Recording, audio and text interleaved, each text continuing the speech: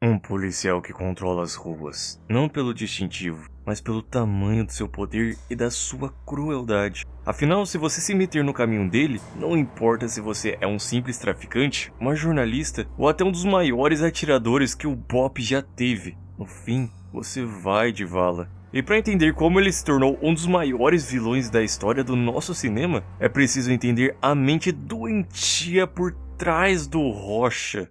Assim que ele aparece pela primeira vez, de cara a gente já percebe o tipo de policial que o Rocha é, já que no momento em que o soldado Paulo, após 4 anos trabalhando direto, chega até ele pedindo suas merecidas férias, o Rocha, que era o sargento encarregado, diz que não seria possível, porque tinha muitos esperando na sua frente. Só que logo depois, ele solta que até poderia conversar com o major, bem no momento em que ele abre a gaveta e mostra várias notas, bem na cara do soldado. E mesmo percebendo o suborno que ele queria, o soldado se mantém firme, insistindo para que o Rocha o ajudasse, porque era seu direito. E é nessa hora que o Rocha manda essa: você tem que me ajudar a te ajudar. Soldado Paulo, quem quer rir, tem que fazer rir.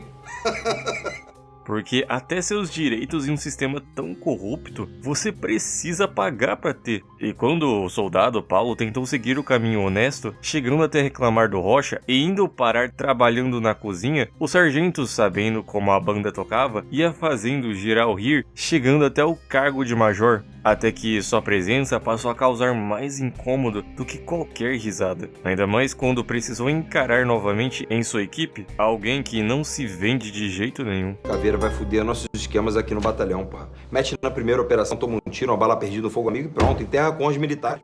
Porque quando o Matias entra pro batalhão do Fábio, o Rocha, mesmo não sendo o comandante, já começa a avisar que seria um grande problema ter o ex-atirador do BOPE ali. E mesmo com o Fábio tentando tranquilizar ele, dizendo que ia encostar o Matias num canto para não atrapalhar os esquemas, o Rocha deixa claro o peso da decisão que ele estava tomando. Por sua conta e risco, hein, comandante? Porque até então, a cada vez que os dois pisavam na rua, eles nunca voltavam de mãos abanando. Principalmente quando você percebe que, naquele sistema, é muito mais vantajoso lutar com o tráfico do que acabar com ele. Mas existe um problema que eles não puderam prever, e não é só o Matias. Ele se chama Nascimento. Porque as favelas que antes eram dominadas pelas bocas passaram a ser cada vez mais invadidas por conta do seu comando. E o dinheiro do arrego passou a ser curto. Só que é sempre diante dos problemas que surgem as maiores oportunidades. E talvez para um policial como o Fábio, que gostava do dinheiro fácil, sem precisar de tanto esforço, essa oportunidade até passasse despercebida.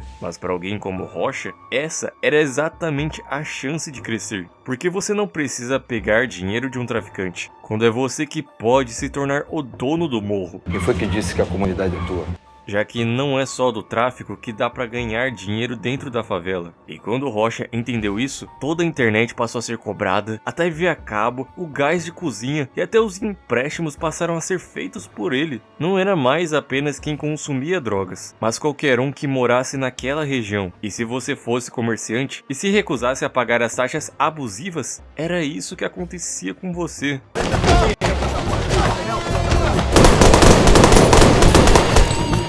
Para Rocha, bandidos ou trabalhadores de bem não eram diferentes. A única coisa que importava era se eles podiam pagar aquilo que ele obrigava. E se não cumpriam o acordo, o fim era sempre o mesmo. Era uma amostra para todos que se não seguissem o combinado, você poderia ser o próximo. E não só se você não pagasse, mas até se você tentasse dedurar todo o caos que acontecia ali. Sabe o que eu descobri analisando os inquéritos de homicídios nas áreas de milícia? É que começou a morrer muita testemunha. Porque assim como o deputado Fraga diz, esse é o verdadeiro papel da milícia. Na prática, milícia é máfia. Você paga pra ela te proteger dela mesma.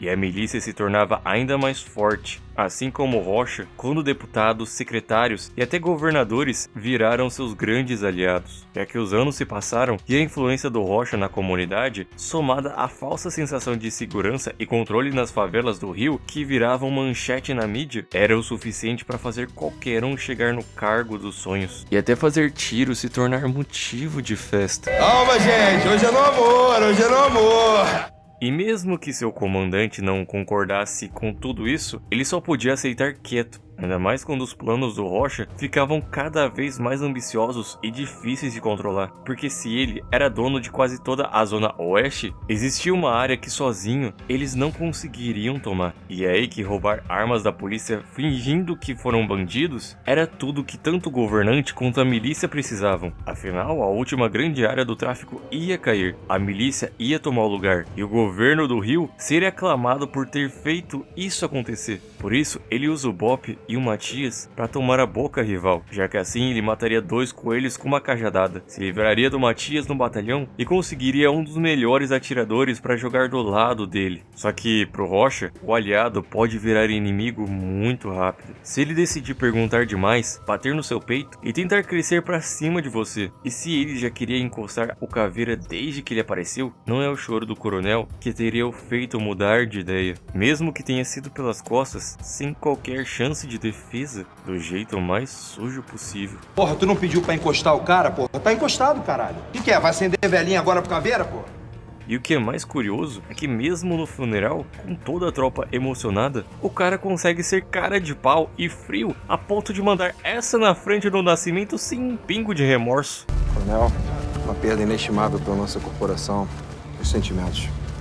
Porque diferente de seu parceiro Fábio, que morria de medo de ser pego pelo Nascimento, Rocha sabia que o buraco era tão fundo que para ele cair precisaria mais do que coragem para acabar com seu império. E se coragem não seria suficiente, uma boa dose de loucura talvez. É que, sabendo de todo o esquema da milícia, o deputado Fraga precisava de alguma prova para expor a corrupção do sistema e todos aqueles acima. E quando uma jornalista que estava o ajudando decide pisar na favela e tirar umas fotos que manchariam o nome de todos eles, bem na base de operação dos caras, ela não contava que o sistema tinha olhos e ouvidos tão rápidos que para qualquer tentativa de mudança, a consequência seria muito pior que a morte. Porque se o Rocha até aquele ponto já tinha mostrado o quão era capaz de eliminar quem estivesse no caminho, ali vemos um nível ainda mais extremo de sua crueldade. Tanto que depois de interrogar e não conseguir as informações que queria, ele disse que ia arrancar tudo na dor. Só que quando seu capanga sugere que ele faria o serviço depois de tirar suas roupas, Rocha só concorda, dá um tapa nela e a deixa ali,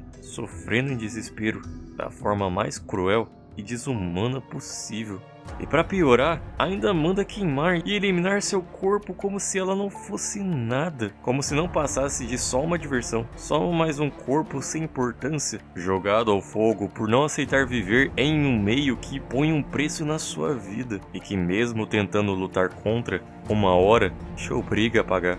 O mesmo preço que o deputado Fraga estava prestes a enfrentar também. E se a ordem de cima era eliminar aqueles que sabiam demais, não seriam os engravatados que sujariam as próprias mãos, mas os homens do Major que só não completariam o serviço porque finalmente alguém lá de dentro resolveu fazer alguma coisa. E quando o Nascimento salva sua execução, ele percebe que até crianças não são poupadas por um governo que aceita sacrificar o futuro de inocentes só para proteger o presente de quem está no poder. E assim que a verdade começa a vir à tona e o Nascimento se torna o maior alvo, o Rocha sabe que tem pouco tempo para acabar com ele, antes que ele mesmo se torne o próximo, ainda mais que sua voz na gravação daquela jornalista já tinha sido vazada. Por isso ele junta sua equipe, espera ele sair de sua visita ao hospital e no momento em que ele começa a dirigir, sua tropa o cerca e começa a meter bala. E se alguém do Bop como Matias já havia caído, era a vez do grande Capitão Nascimento. Só que, diferente do amigo, o Nascimento já havia sentido cheiro de merda muito antes. E quando eliminar alguém pelas costas não é uma opção, aí fica muito difícil derrubar um inimigo mais esperto que você.